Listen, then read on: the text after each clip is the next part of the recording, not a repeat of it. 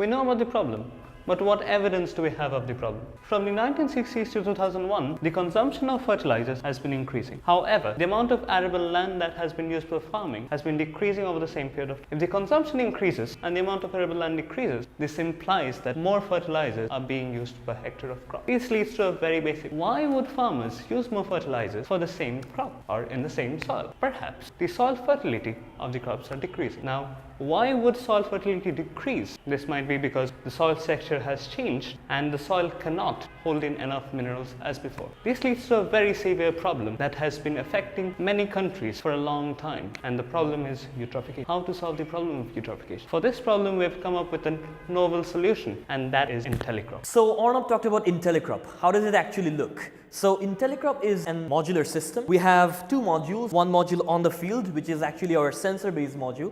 The prototype is set up over here. We've used a microcontroller, Arduino Uno, over here in Arduino Mega actually.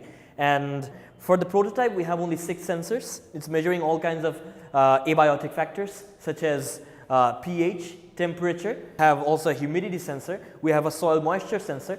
And we also have a nitrate sensor, a sort of a proxy nitrate sensor. We are sensing nitrate, let's begin with that, because nitrate is very important for the soil. Nitrate concentration determines the fertilizer levels in the soil, and hence if we can convert that nitrate to ammonia gas, if we can measure the ammonia gas concentration, we can basically get a hint of the nitrate concentration. We also have the pH sensor. The pH sensor is also very important. It's very critical for crop growth. So that's another parameter that we've included. We have used a pH sensor like this, and it measures pH pretty cheaply but pretty accurately as well. We also have a temperature and humidity sensor packed into one sensor, pretty cheap as well, but it gets the job done for the prototype at least. And we also have a light sensor, because light is also a very critical factor like any other factor that needs to be measured, and we also included that in a digital light sensor.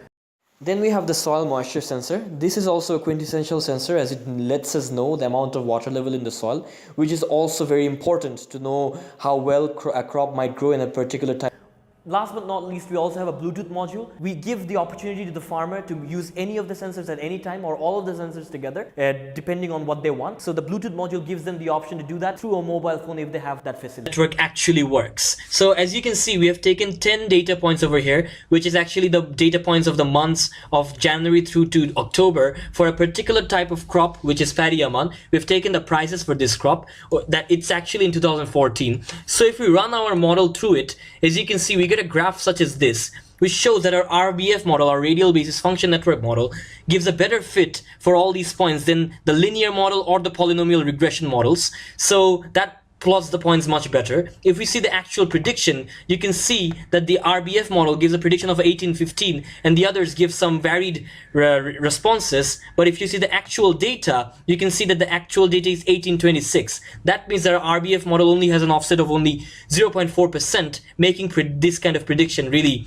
really useful. So we have a website for INTELLICROP as well, where new users can register by signing up, or users with their INTELLICROP account can log in.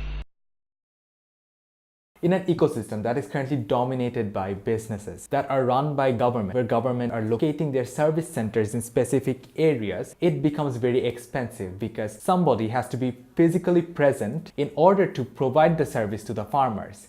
This leads to some basic problems. The basic problems are inaccessibility, because the farmers are unable to locate the service provider, and in some cases the service provider is unable to locate the farmlands and the farmer themselves. The second problem is it becomes expensive, since somebody has to go around looking for every single farm to solve individuals' problems. It becomes very, very expensive. In our business model, we make use of the current service centers that are available. However, we reduce the expenses by reducing the number of people who are operating. And at the same time, since our farmers can remotely communicate with our service centers through online methods, we can directly send them information about the prices of the products that they can grow and about their soil conditions and the most efficient crops that they can grow. However, we have two different services. The basic service will involve the farmers having to do their testing by themselves, and the second involves one of our service providers going to the farmers and doing the testing for the farmers. However, since the farmers are using our product, we can measure their coordinates and figure out where the farmers exist and locate them directly